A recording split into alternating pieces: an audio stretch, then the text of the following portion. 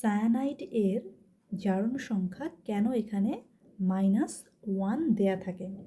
একটু ধাপে ধাপে বোঝার চেষ্টা করি। সায়ানাইড কি, কেন এখানে -1টা দেয়া থাকে? সায়ানাইড হলো একটা যৌগ মূলক।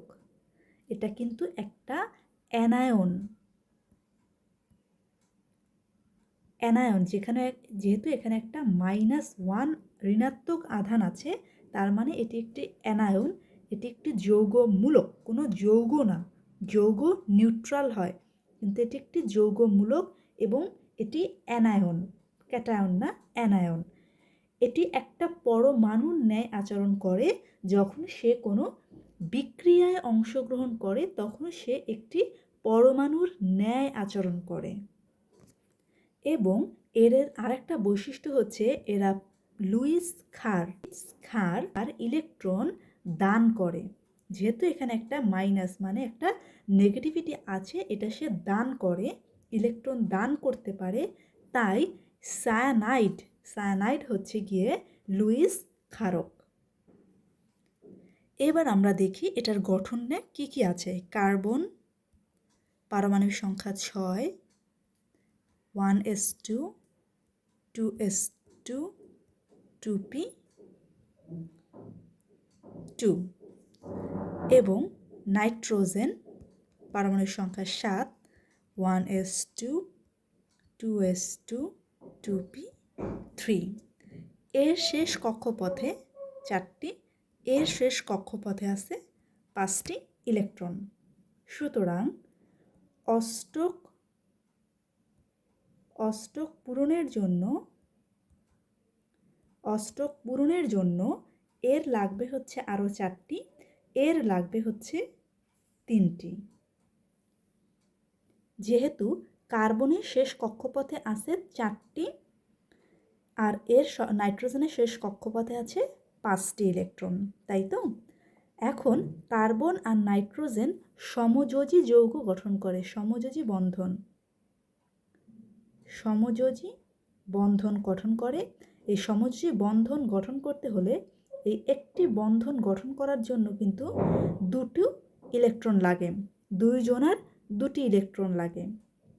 এর একটি ইলেকট্রন, বি এর একটি ইলেকট্রন, এভাবে কিন্তু তারা একটা সমযোজী বন্ধন গঠন করতে পারে। তাই কার্বন আর নাইট্রোজেন একটি সমযোজী বন্ধন গঠন করলো। এখানে কার্বনের একটি ইলেকট্রন খরচ হলো, নাইট্রোজেনের একটি ইলেকট্রন খরচ হলো। আরও একটি সমযোজী বন্ধন গঠন করলো। এখানে কার্বনের একটি ইলেকট্রন খরচ হলো, নাইট্রোজেনের আরেকটি ইলেকট্রন খরচ হলো। আরও একটি সমযোজী বন্ধন গঠন করে। এখানে কার্বনের একটি ইলেকট্রন খরচ হলো, নাইট্রোজেনের একটি ইলেকট্রন খরচ হলো। তাহলে কি হলো? অবশিষ্ট রইল কার্বনের একটি মাত্র ইলেকট্রন এবং নাইট্রোজেনের 3টি ইলেকট্রন ব্যবহার হয়ে গেছে। তাই নাইট্রোজেনের বাকি রইল আরও 2টো ইলেকট্রন বাকি রইল। কেমন? এখন আমরা এদের অষ্টক পূরণ হয়েছে কিনা সেটা ক্যালকুলেশন করব।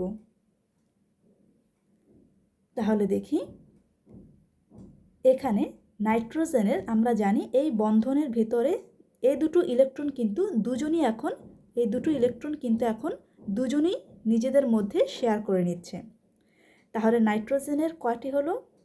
1, 2, 3, 4, 5, 6, নিজের 2টো মুক্ত ইলেকট্রন আছে 7, 8। নাইট্রোজেনের 8টি ইলেকট্রন কিন্তু পূরণ হয়ে গেল, তার মানে নাইট্রোজেন অষ্টক পূর্ণ করে ফেলল। এবার কার্বনে চলে আসি। কার্বনের ঠিক এভাবে 1, 2, 3, 4, 5, 6 আর নিজের রইল একটি 7, মানে কার্বনের কিন্তু 7টি ইলেকট্রন হইল। অষ্টক পূরণের জন্য আরও একটি ইলেকট্রন প্রয়োজন। এখন আরও একটি ইলেকট্রন যদি আমি এখানে কার্বনকে দিয়ে রাখি তাহলে এই যে একটা ইলেকট্রন আমি বাড়তি কোত্থেকে দিলাম, এই বাড়তি একটা ইলেকট্রন দেওয়ার জন্য এই যৌগটার মাথার উপরে একটা মাইনাস চিহ্ন দেয়া হয়। তাই এই যৌগর আকৃতি কিন্তু আসলে এরকম। এটা হচ্ছে তার গাঠনিক ইলেকট্রন, আমরা গাঠনিক চিত্র আমরা বলতে পারি। এবং খুব ভালো করে খেয়াল করবেন, এই মাইনাসটা কিন্তু আসলে কার্বনের উপরে, কিন্তু আমাদের লেখার ক্ষেত্রে আমরা এভাবে কিন্তু লিখে থাকি। দেখলে মনে হয় যেন এই মাইনাস আধানটা নাইট্রোজেনের সাথে, কিন্তু আসলে কিন্তু তা নয়। নাইট্রোজেন কিন্তু এখানে অষ্টক ফিল আপ করে ফেলেছে, ঠিক আছে। কিন্তু কার্বন যেহেতু ফিল আপ করতে পারেনি, একটা আমি ইলেকট্রন এখানে দিয়েছি, তাই বাড়তি হিসেবে আরেকটা এখানে দিয়ে এই জিনিসটাকে অ্যানায়ন হিসেবে, একটা যৌগমূলক হিসেবে চিন্তা করা হয়।